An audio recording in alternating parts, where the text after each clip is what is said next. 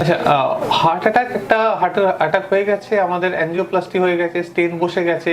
তারপরের একটা মেন সমস্যা থাকে যে এরপরে আর অন্য কোনো সমস্যা হলে, অন্যান্য যদি অপারেশন দরকার পড়ে বা ইভেন দাঁত তোলার দরকার পড়ে বা চোখের অপারেশন দরকার পড়ে, তাহলে আমরা কতদিন পরে করতে পারবো বা রক্ত পাতলা করার ওষুধটা বন্ধ করা যাবে কিনা, এটা একটা ভীষণ ভীষণ কমন সমস্যা। এবং এই সমস্যা নিয়ে যাদের অ্যাঞ্জিওপ্লাস্টি হয় তাদের 50% পেশেন্ট এই সমস্যা নিয়ে আসে, বিশেষ করে বয়সকালে। দেখো, আমার দাঁতে প্রচন্ড ব্যথা হচ্ছে, দাঁতের ডাক্তার বলছেন আমাকে দাঁত তুলতে হবে, তাহলে আমি কি করব? তিনি বলছেন যে হার্টের ডাক্তারবাবুর কাছে ফিটনেস নিয়ে এলে তবেই তোলা পসিবল। তো এখানে প্রথমেই বলে রাখি যে ডুয়াল অ্যান্টিপ্লেটলেট অর্থাৎ দুটো রক্ত পাতলা করার ওষুধ জেনারেলি আমরা চালাই, এবং দুটো যথেষ্ট কড়া ওষুধ। রক্ত এই সময়টায় কিন্তু যথেষ্ট পাতলা হয়ে থাকে, কোথাও কেটে গেলে বা ছোটোখাটো কিছু অপারেশন হলেও কিন্তু সেখান থেকে ব্লিডিংয়ের চান্স থাকে। কিন্তু আমরা কতদিনের মধ্যে বন্ধ করতে পারি?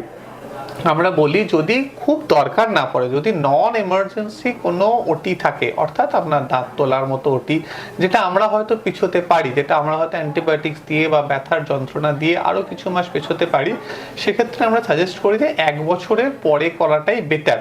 অর্থাৎ 1 বছরের পরে করলে আমরা ডুয়াল অ্যান্টিপ্লেটলেট কয়েকদিনের জন্য বন্ধ রাখতে পারি।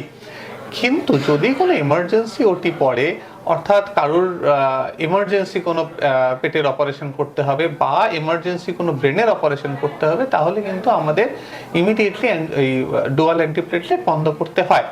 সেটা যদি 6 মাস হয়ে যায়, তাহলে আমরা মোটামুটি নিশ্চিন্তভাবে বন্ধ করতে পারি। অনেক সময় তারও আগে দরকার পড়ে, তার আগে যদি দরকার পড়ে, তাহলে আমরা বলবো যে আপনি যেন কোনো হসপিটালে ভর্তি হয়ে, আগে থেকে ভর্তি হয়ে প্রিকশন নিয়ে, অর্থাৎ ওই ওষুধ দুটো বন্ধ করলে তার এগেনস্টে কোনো ওষুধ ইনজেকশন পাওয়া যায়, সেই ইনজেকশনগুলো নিয়ে অপারেশনের জন্য রেডি হতে হবে। আর যদি দাঁত তোলার মতো ছোটোখাটো অপারেশন হয়, তাহলে আমরা সাজেস্ট করি যে সেটা পরে করা, বা খুব অসুবিধা হলে মিনিমাম 6 মাস আমাদের ডুয়াল অ্যান্টিপ্লেটলেট খেতেই হবে, প্রেফারেবলি 1 বছর।